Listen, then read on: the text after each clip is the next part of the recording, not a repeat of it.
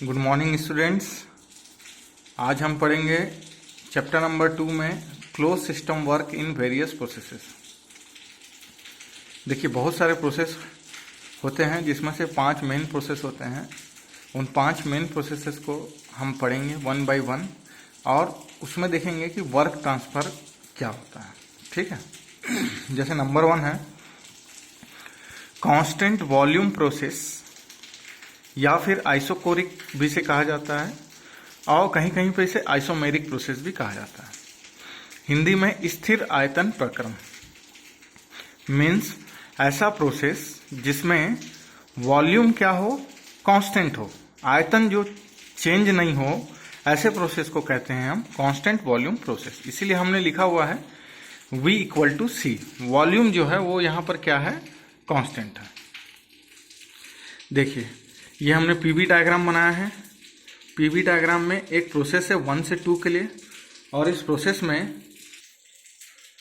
1 से 2 में एक साइड प्रेशर है वर्टिकल साइड में और हॉरिजॉन्टल साइड में वॉल्यूम है। 1 to 2 जो प्रोसेस है ये एक स्ट्रेट लाइन बन रहा है वर्टिकल में। ठीक है, क्यों? क्योंकि देखिए, इसी लाइन पे अगर हम देखेंगे तो पॉइंट 1 पे जो वॉल्यूम होगा V1 और पॉइंट 2 पे जो वॉल्यूम होगा V2, ये दोनों वॉल्यूम क्या होंगे, एक स्ट्रेट लाइन के हिसाब से अगर इसको प्लॉट करें वॉल्यूम में तो ये क्या आ जाएगा, कांस्टेंट आ जाएगा। ठीक है। और प्रेशर जो हो रहा है 1 में कुछ अलग था, 2 में कुछ अलग हो रहा है, लेकिन वॉल्यूम जो हो रहा है वो कांस्टेंट हो रहा है। इसीलिए इसको कांस्टेंट वॉल्यूम प्रोसेस बोला गया है और इसका ग्राफ जो होता है वो वर्टिकल बनता है। ठीक। अब हम आते हैं इसके फार्मूला के ऊपर। वर्क डन का फार्मूला हमने PdV पढ़ा था। ठीक है। P कांस्टेंट होगा, dV का इंटीग्रेशन होना है। V जो है वो कांस्टेंट है, dV क्या है, चेंज इन वॉल्यूम है। तो वॉल्यूम जो कांस्टेंट हो गया तो चेंज कुछ नहीं होगा, तो dV हो गया 0। तो उस हिसाब से वर्क डन हमको क्या मिल जाएगा, 0। Constant volume close system work is equal to 0। Means close system, हमारे सिलेबस में क्लोज सिस्टम है, 2 सिस्टम हमने पढ़े, ओपन और क्लोज। क्लोज सिस्टम हमारे सिलेबस में है, ओपन सिस्टम नहीं है। एंड कांस्टेंट वॉल्यूम वर्क होता है क्लोज सिस्टम के लिए 0। नंबर 2 देखते हैं कांस्टेंट प्रेशर प्रोसेस, या इसको बोला गया है आइसोबारिक, या इसको कहा गया आइसोपिस्टिक। आइसोपिस्टिक कम फेमस है। आइसोबारिक और कांस्टेंट प्रेशर प्रोसेस हमको सुनने के लिए मिलते हैं।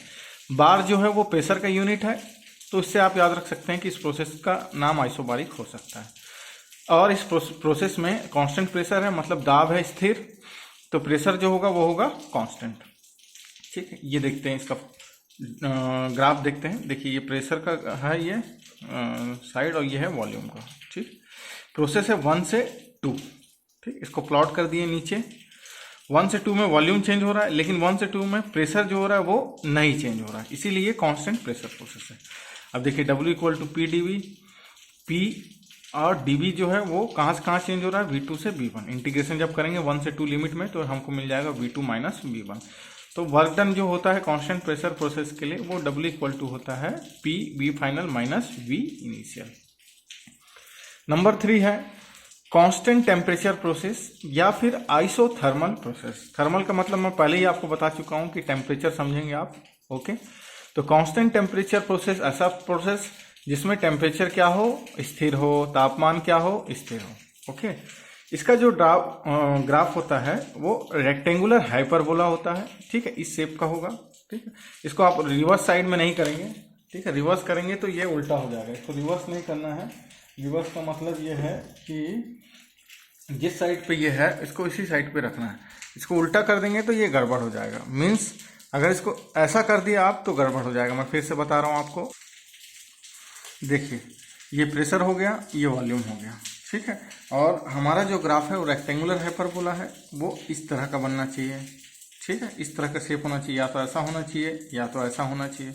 1 से 2 यहाँ हो सकता है अगर एरो ऊपर है तो, अगर एरो नीचे की तरफ है तो 1 से 2 इधर भी हो सकता है। ठीक है। आप इसको अगर ऐसा कर दिए तो ये गड़बड़ हो जाएगा, इसका आपको ध्यान रखना है।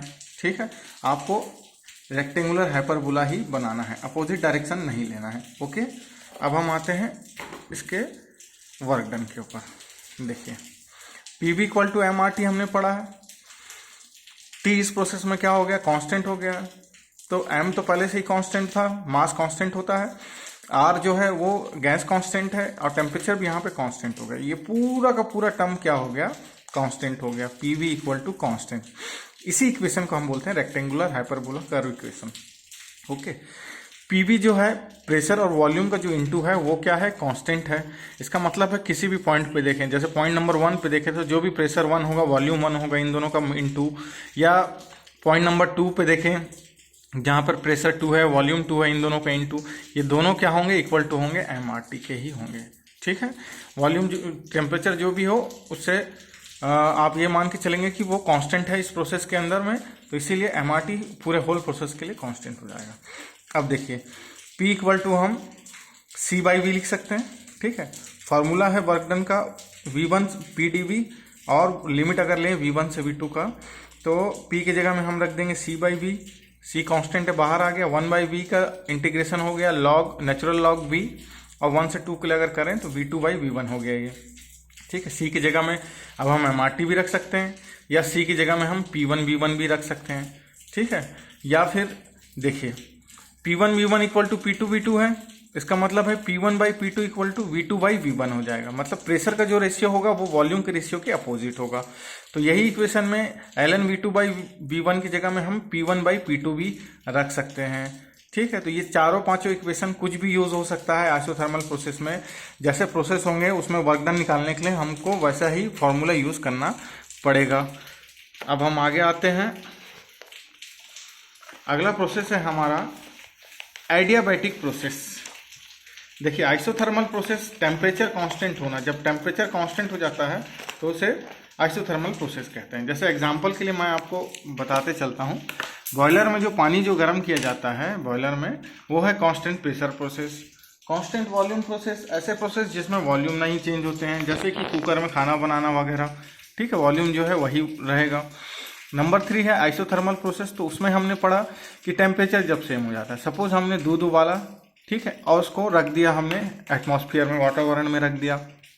ठीक है, अब थोड़ी देर में क्या होगा, धीरे धीरे टेम्परेचर दूध, उबले हुए दूध से, हॉट मिल्क से एनवायरनमेंट की तरफ ट्रांसफर होगा, और एक समय आएगा जब दोनों का टेम्परेचर सेम हो जाएगा। तो कांस्टेंट टेम्परेचर प्रोसेस जो होता है वो बहुत स्लो प्रोसेस होता है। दूध को ठंडा होने में 1 से 1.5 घंटे का समय लगभग लग जाता है। ठीक है, उसके अपेक्षा अगर आइडियाबैटिक प्रोसेस को देखें तो ये वर्ल्ड का सबसे फास्ट प्रोसेस है।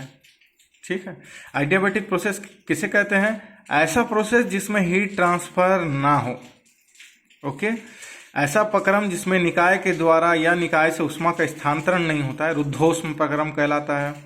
A process is said to be an adiabatic process if there is no heat transfer from the system और टू द सिस्टम। सिस्टम के द्वारा या सिस्टम से या सिस्टम में किसी भी तरह का हीट ट्रांसफर जब नहीं होता है किसी प्रोसेस में, तो उसको हम बोलते हैं आइडियाबैटिक प्रोसेस। ठीक है, हीट ट्रांसफर को हम डेल क्यू से शो करते हैं, तो ये हो गया डेल क्यू इक्वल टू क्या हो जाएगा, हीट ट्रांसफर 0 हो गया। अब आइडियाबैटिक इक्वेशन जो होता है वो होता है P V gamma equal to C. Okay, P V gamma equal to C adiabatic equation, जहाँ पे गामा है आइडियाबैटिक इंडेक्स और इसका वैल्यू हमेशा 1 से ज़्यादा ही रहेगा। ठीक है, जहाँ पर आप एयर के लिए अगर इस इक्वेशन को यूज करेंगे तो एयर के लिए गामा का वैल्यू हो जाता है 1.4। ठीक, इसका वर्क डन के लिए डेरिवेशन है, वो डेरिवेशन आपको पढ़ने की जरूरत नहीं है क्योंकि आपके सिलेबस में नहीं है। आपको ये वर्क डन का फॉर्मूला याद रखना है कि P1 V1 minus P2 V2 by gamma minus 1, ये होता है आइडियाबैटिक वर्क। ठीक है, और इसका जो कर्व होता है वो आइसोथर्मल प्रोसेस की तरह ही होता है, बस उसका स्लोप जो होता है वो थोड़ा ज़्यादा होता है। ठीक है, it's slope is greater than isothermal process curve. फिर नंबर 5 है पॉलीट्रोपिक प्रोसेस। पॉलीट्रोपिक प्रोसेस जो है, a process in which pressure and volume follows the relationship PV n equal to C is known as polytropic process. ऐसा process जिसमें pressure और volume follow करते हो इस इक्वेशन को, PV n equal to C को, उसको बोलते हैं हम पॉलीट्रोपिक प्रोसेस। ठीक है, तो आइडियाबैटिक प्रोसेस और पॉलीट्रोपिक प्रोसेस, इन दोनों में अंतर क्या है, बस गामा और एन का वैल्यू। ठीक है, जहाँ पे गामा होगा वहाँ आइडियाबैटिक प्रोसेस लिखना है, जहाँ पे पॉलीट्रोपिक प्रोसेस होगा वहाँ पे आपको एन लिखना है। ठीक है, जनरली जो एन का वैल्यू होता है वो 1 से ज़्यादा होता है, परंतु गामा से कम होता है। देखिए वो 1 से ज़्यादा है एन का वैल्यू, पर गामा से कम है। इस इक्वेशन से हम डिनोट करते हैं। यहाँ पे गामा था आइडियाबैटिक इंडेक्स, यहाँ पे n है पॉलीट्रॉपिक इंडेक्स, ठीक है। In polytropic process both heat and work transfer possible, इसमें हीट भी ट्रांसफर हो जाता है। अगर हीट ट्रांसफर नहीं होता है तो एडियाबैटिक प्रोसेस, अगर दोनों हो जा रहे हैं तो पॉलीट्रॉपिक प्रोसेस, ठीक। ऐसा प्रक्रम जिसमें दाब तथा आयतन PV(n=c) समीकरण का पालन करते हैं, इनको हम कहते हैं पॉलीट्रॉपिक प्रोसेस। इसका फॉर्मूला, जैसे एडियाबैटिक प्रोसेस का फॉर्मूला था P1V1 minus P2V2 by n minus 1, इसका फॉर्मूला है P1V1 minus P2V2 by gamma minus 1 की जगह में हो जाएगा n माइनस 1, ठीक है। देखिए इसका वर्क डन था P1V1 minus P2V2 by gamma minus 1, इसका वर्क डन है P1V1 minus P2V2 by n minus 1। Gamma को n से रिप्लेस करने पर एडियाबैटिक वर्क जो होता है पॉलीट्रॉपिक वर्क कहलाता है। अब देखिए इस चीज़ को हमको अच्छे से समझने की ज़रूरत है कि चाहे वो आइसोथर्मल प्रोसेस हो, चाहे वो पॉलीट्रॉपिक प्रोसेस हो, चाहे वो एडियाबैटिक प्रोसेस हो, ये तीनों ही प्रोसेस के कर्व जो हैं वो सेम ही बनते हैं, बस इनमें स्लोप का डिफरेंस होता है। स्लोप का डिफरेंस कैसे होता है देखते हैं। सपोज ये एक ग्राफ है, ये प्रेशर का ग्राफ है, ये एक्सपेंशन का ग्राफ है, ठीक है। तो देखिए ये हमारा कर्व हुआ, ठीक है, जो हमने पढ़ा था। यहाँ पर हमने पांचों प्रोसेस को शो किया है कि इनका कर्व कैसे बनता है। कांस्टेंट प्रेशर प्रोसेस का कर्व हमको हॉरिजॉन्टल लाइन में बनाना है। अगर ये पीवी कर्व है तो पी अगर यहाँ है तब कांस्टेंट प्रेशर लाइन ऐसा हो जाएगा। अगर कांस्टेंट वॉल्यूम एक्सिस नीचे की तरफ है तो वर्टिकल लाइन हो जाएगा कांस्टेंट वॉल्यूम प्रोसेस का। अब देखिए ये तीनों प्रोसेस को हमने एक साथ बना दिया है, ठीक है। तो जैसे ये इसको मानते हैं पॉइंट नंबर 1, इसको मानते हैं पॉइंट नंबर 2। सभी प्रोसेस के लिए ये पॉइंट नंबर 1 हो गया, ये 2 हो गया, ये 2 हो गया, ये 2 हो गया, ये 2 हो गया, ये 2 हो गया, सब अलग अलग प्रोसेस है, ठीक है। अब देखिए एक ये प्रोसेस है जो यहां से चालू हुआ और यहां तक आया, इसको इस ग्राफ से शो कर रहे हैं। दूसरे प्रोसेस को इस ग्राफ से शो किए, तीसरे प्रोसेस को इस ग्राफ से शो किए। तो इस पॉइंट से ये प्रोसेस स्टार्ट हुआ, परंतु प्रेशर जहां तक रिड्यूस हुआ, ज़्यादा जहाँ तक रिड्यूस हुआ, सबसे ज़्यादा जहाँ तक नीचे आया, जिसका सबसे ज़्यादा स्लोप था, उसको हमने बोला एडियाबैटिक प्रोसेस कर्व। और जिसका सबसे कम स्लोप था, जो सबसे ऊपर तक था, जब नीचे आना था तो जो सबसे ज़्यादा नीचे तक आया वो एडियाबैटिक प्रोसेस हो गया, जो सबसे ऊपर तक रहा वो आइसोथर्मल प्रोसेस हो गया। और जो बीच का होता है, मीडियम कंडीशंस में जो होता है, उसको हम बोलते हैं पॉलीट्रॉपिक प्रोसेस। इसी कर्व को हम अपोजिट डायरेक्शन में देखते हैं, पीवी कर्व है।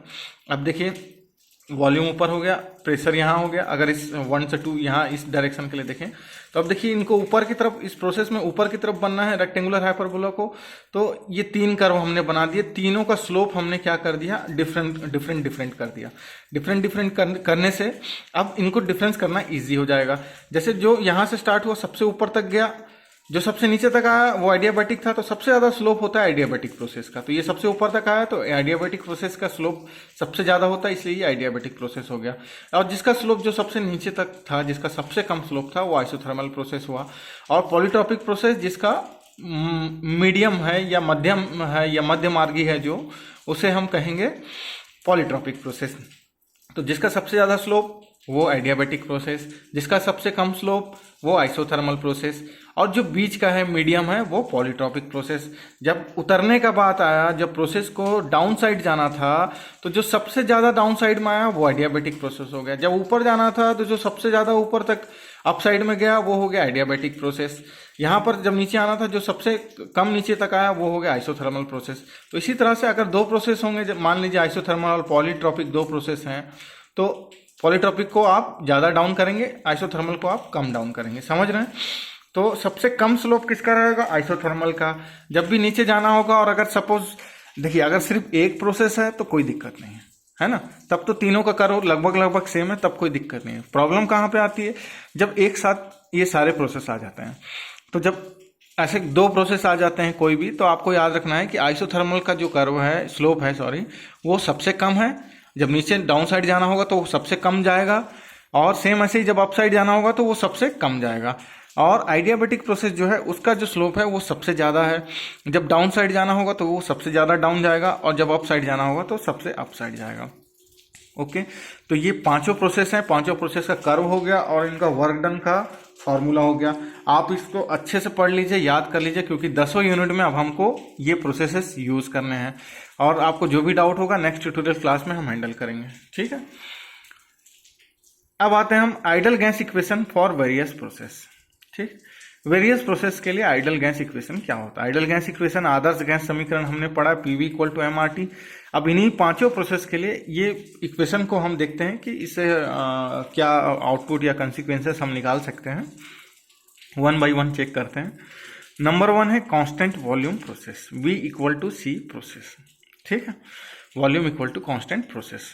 PV equal to MRT, M और आर पहले से कांस्टेंट है, वॉल्यूम कांस्टेंट हो गया, तो अब ये भी बदलेगा नहीं। कांस्टेंट का मतलब अब चेंज नहीं होना है, नियत हो गया ये। और इन दोनों को भी नहीं बदलना। एक इक्वेशन है जो बैलेंस है, बराबर का साइन है, इसके बराबर का जो इन दोनों का इंटू है, ये तीनों का इंटू जो है वो बराबर होगा आइडल गैस इक्वेशन के हिसाब से। जब ये तीन टर्म्स कांस्टेंट हो गए, जब ये चेंज नहीं होंगे, तो अगर प्रेशर को बढ़ाया जाएगा तो टेम्परेचर को बढ़ाना होगा, अगर प्रेशर कम होगा तो टेम्परेचर को कम करना होगा। सेम वाइस वर्सा हो जाएगा ये। तो प्रेशर जो हो जाएगा वो सीधे सीधे किससे रिलेट हो जाएगा? टेम्परेचर से, क्योंकि तभी ये इक्वेशन क्या होगा? एक बैलेंस होगा। P इक्वल टू टी हो गया, तो इसको हम P2 बाई P1 या T2 बाई T1 भी लिख सकते हैं। ठीक है, तो मीन्स प्रेशर बढ़ेगा तो टेम्परेचर बढ़ेगा, इसका मतलब है हीट सप्लाई हुआ है। प्रेशर कम होगा तो टेम्परेचर कम होगा, इसका मतलब है हीट रिजेक्ट हुआ है। Constant volume process, P equal to V, 1 से 2 ये है, 1 से 2 ये है। तो अगर प्रेशर बढ़ रहा है तो हीट आ रहा है इसमें, और अगर प्रेशर कम हो रहा है, देखिए P का ये है, और ये प्रेशर अगर कम हो रहा है तो हीट क्या हो रहा है? रिजेक्ट हो रहा है। ठीक है, तो जब भी हम कर्व बनाएंगे और हमको पता चलेगा एयर के लिए है, क्योंकि आइडल गैस समीकरण को हम एयर के लिए यूज कर सकते हैं, तो ऐसे इंजन जो हवा जिनके लिए मीडियम होता है,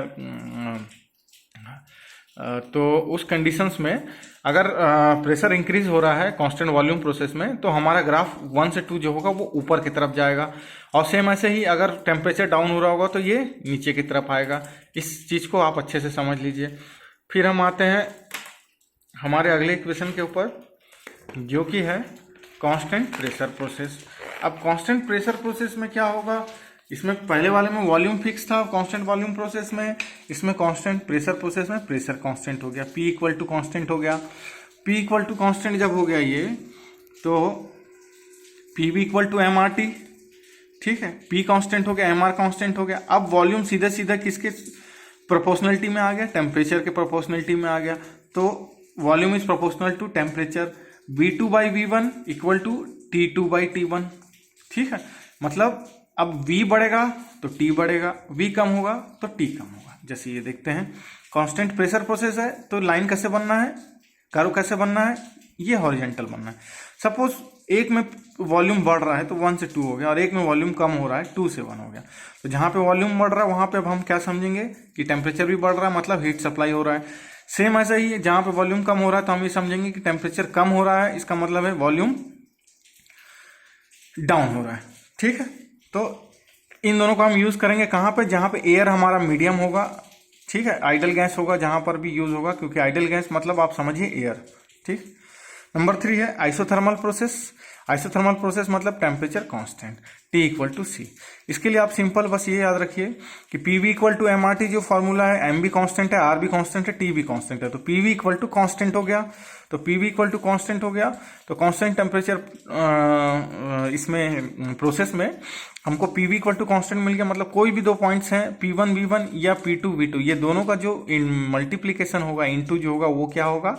कॉमन होगा। तो इस इक्वेशन को हम यूज करेंगे कब? एयर के लिए आइसोथर्मल प्रोसेस में। नंबर 4 है adiabatic process, PV gamma equal to C।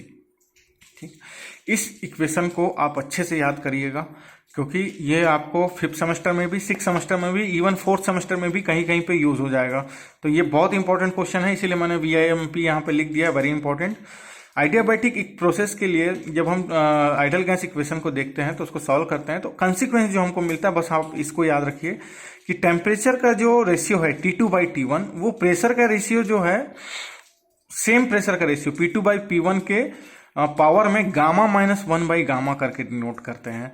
और अगर इसको वॉल्यूम के टर्म्स में करें तो प्रेशर को चेंज करिए, V2 बाई V1 कीजिए और यहां से गामा हटेगा तो आपको मिलेगा गामा माइनस 1। पॉलीट्रॉपिक प्रोसेस के लिए आइडल गैस इक्वेशन क्या होता है? T2 by T1 equal to P2 by P1। Gamma की जगह में हमको रख देना है n minus 1 by n equal to V1 by V2 n minus 1।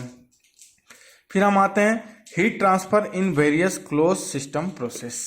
अभी तक आपने क्या क्या पढ़ लिया? आपने पांचों प्रोसेस के लिए वर्क ट्रांसफर पढ़ लिया और आपने पांचों प्रोसेस के लिए हीट ट्रांसफर के इक्वेशंस भी देख लिए।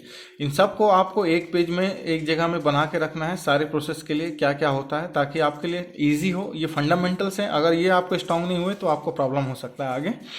नेक्स्ट देखते हैं हम हीट ट्रांसफर जो है वो वेरियस प्रोसेस में क्या क्या होता है। जैसे हमने फर्स्ट लॉ ऑफ थर्मोडायनामिक्स में पढ़ा कि हीट ट्रांसफर जो होता है वो internal energy plus work transfer के इक्वल होता है। किसके लिए? प्रोसेस के लिए। साइकिल के लिए तो del Q equal to del W होता है, net heat transfer equal to net work transfer होता है, पर प्रोसेस के लिए del Q equal to D U plus del W होता है। अब वर्क डन जो है उसको हम पीडीवी से शो करते हैं, तो यहाँ पे लिख सकते हैं D Q equal to D U plus PDV. अब आते हैं हम अलग अलग प्रोसेस में हीट ट्रांसफर क्या होता है। ठीक है, देखिए पहला इक्वेशन है आपका, पहला प्रोसेस है आपका कांस्टेंट वॉल्यूम प्रोसेस, इसलिए इसको शॉर्ट में लिख दिए वॉल्यूम इक्वल टू कांस्टेंट। इसमें हीट ट्रांसफर क्या होता है? हमारा इक्वेशन मिला del Q equal to D U plus P D V. ठीक है, तो यहाँ पर ये कांस्टेंट वॉल्यूम प्रोसेस है, तो कांस्टेंट वॉल्यूम प्रोसेस में वॉल्यूम क्या हो गया? हमारा कांस्टेंट हो गया। जब वॉल्यूम कांस्टेंट हो गया तो इसका मतलब है कि डीवी टर्म्स हो गया जीरो, तो ये पूरा टर्म्स हो गया जीरो। तो del Q is directly proportional to क्या हो गया? D U. यहाँ हमने वी नीचे लिख दिया। जब भी हम प्रीफिक्स में नीचे वी लिखते हैं या कुछ भी वैल्यूज हम लिखते हैं तो वो बता देता है कि ये प्रोसेस कैसा है। अगर पी लिखा होगा तो कांस्टेंट प्रेशर प्रोसेस होगा, अगर वी लिखा है तो कांस्टेंट वॉल्यूम प्रोसेस होगा। इसी तरीके से आप समझेंगे। तो देखिए heat transfer in a constant volume close system is equal to change in internal energy. Heat transfer जो कांस्टेंट वॉल्यूम प्रोसेस में होता है वो किसके इक्वल होता है? इंटरनल एनर्जी के इक्वल होता है। इंटरनल एनर्जी को हम किससे डिनोट कर सकते हैं? पहले हम पढ़ चुके हैं mCv/dt, तो इसको अच्छे से याद कर लीजिए। ये रिटर्न एग्जाम्स में भी पूछता है। कल को जब आप किसी कंपनीज के रिटर्न एग्जाम्स में जाएंगे या कोई अच्छे एग्जाम्स में अपीयर होंगे तब आपको ये चीज मिल सकती है कि हीट ट्रांसफर जो है वो कांस्टेंट वॉल्यूम प्रोसेस के लिए क्या होता है? mCv/dt होता है। अब हम आते हैं कांस्टेंट प्रेशर प्रोसेस के लिए हीट ट्रांसफर क्या होता है। तो हमारा फॉर्मूला हुआ del Q equal to D U plus P D V. ठीक है, प्रेशर कांस्टेंट है तो यहाँ पे हमने पी लिख दिया नीचे, डी यू प्लस डी, देखिए पी डी वी है, डी को बाहर कर लिए हैं अभी फिलहाल, पी वी को हमने क्या कर लिया है? अंदर रख लिया है। ठीक है, del Q P equal to D को पूरा कॉमन ले लेंगे तो क्या मिल जाएगा हमको? You plus P we. You plus P we जो टर्म्स है इसी को हम क्या बोलते हैं? एंथैल्पी। तो हीट ट्रांसफर जो है in a constant pressure close system process is equal to enthalpy. Del Q P equal to del D U plus P V या डी एच या mCp/dt। तो ये बहुत इंपॉर्टेंट है कि कांस्टेंट वॉल्यूम प्रोसेस के लिए हीट ट्रांसफर क्या होता है? इंटरनल एनर्जी के बराबर होता है, जिसको mCv/dt कहते हैं। या कांस्टेंट प्रेशर प्रोसेस के लिए ये जो होता है वो एंथैल्पी के बराबर होता है, जिसको हम mCp/dt भी कह सकते हैं। अब देखते हैं हम इक्वेशन नंबर 3 आइसोथर्मल प्रोसेस के लिए क्या होता है heat transfer. Internal energy of an ideal gas is a function of temperature, so for temperature is equal to constant internal energy is constant also. इसका मीन्स क्या है? देखिए इसका बोलना यह है कि इंटरनल एनर्जी जो है वो एक फंक्शन है टेम्परेचर का। अगर टेम्परेचर ही चेंज नहीं होगा तो इंटरनल एनर्जी भी चेंज नहीं होगा। हमारे पास फॉर्मूला है del Q equal to D U plus del W. Temperature change नहीं हो रहा तो डी यू क्या हो गया? जीरो। ये हो गया टर्म्स पूरा का पूरा जीरो हो गया, तो हमको मिल गया del Q equal to del W, मतलब heat transfer is equal to work transfer. सबसे पहले कांस्टेंट वॉल्यूम प्रोसेस में हीट ट्रांसफर जो था वो इंटरनल एनर्जी के इक्वल आया। कांस्टेंट प्रेशर प्रोसेस के लिए हीट ट्रांसफर जो था वो एंथैल्पी के बराबर आया। अब देखिए आइसोथर्मल प्रोसेस के लिए जो हीट ट्रांसफर है वो किसके इक्वल आ रहा है? वर्क डन के लिए इक्वल आ रहा है। तो जिस एज पर द नीड, जैसा हमको जरूरत होगा वैसा हम यूज करेंगे फॉर्मूला को। हीट ट्रांसफर के पांचों प्रोसेस के इक्वेशंस हम देख रहे हैं, सेम ऐसे ही वर्क ट्रांसफर के पांचों प्रोसेस के इक्वेशंस हम देख रहे हैं। और हमारा जो आइडल गैस इक्वेशन है उसका भी पांचों प्रोसेस के लिए हम देख रहे हैं क्या इक्वेशंस होंगे। ठीक है, अब बात यहाँ पे एक टर्म से बता देता हूँ। For an ideal gas undergoing isothermal process, कोई आइडल गैस अगर आइसोथर्मल प्रोसेस से गुजर रही है then heat transfer is equal to work transfer. Simple सा इस इक्वेशन का डेफिनेशन है। ओके, नंबर 4 है एडियाबैटिक प्रोसेस। एडियाबैटिक प्रोसेस के लिए हीट ट्रांसफर क्या होता है? देखिए एडियाबैटिक प्रोसेस तो सीधी सी बात यह है कि ये एक ऐसा प्रोसेस है जिसमें हीट ट्रांसफर होता ही नहीं। तो जिसमें हीट ट्रांसफर नहीं होता है तो आप सीधे लिख सकते हैं del Q equal to 0। In adiabatic process heat transfer is equal to 0। ठीक, तो अगर फंडामेंटली समझोगे, कॉन्सेप्ट से समझोगे तो नहीं भूलोगे, और अगर रटोगे तो प्रॉब्लम होगा आपको। इसीलिए अच्छे से समझिए कि एडियाबैटिक प्रोसेस ऐसा प्रोसेस होता है जिसमें हीट ट्रांसफर नहीं होता है, तो इसीलिए इसका हीट ट्रांसफर इक्वेशन क्या हो जाएगा, 0 हो जाएगा। कित इंपॉर्टेंट फैक्ट्स हमको क्या क्या मिल गए। कांस्टेंट वॉल्यूम प्रोसेस के लिए इंटरनल एनर्जी के इक्वल होता है heat transfer, constant pressure process के लिए एंथैल्पी के बराबर होता है हीट ट्रांसफर, या आइसोथर्मल प्रोसेस के लिए हीट ट्रांसफर जो होता है वो वर्क ट्रांसफर के इक्वल होता है। आइडियाबैटिक प्रोसेस के लिए हीट ट्रांसफर जो होता है वो 0 होता है, क्योंकि हीट ट्रांसफर होता ही नहीं है आइडियाबैटिक प्रोसेस में। अब हम आते हैं हमारे प्रोसेस नंबर 5 के ऊपर।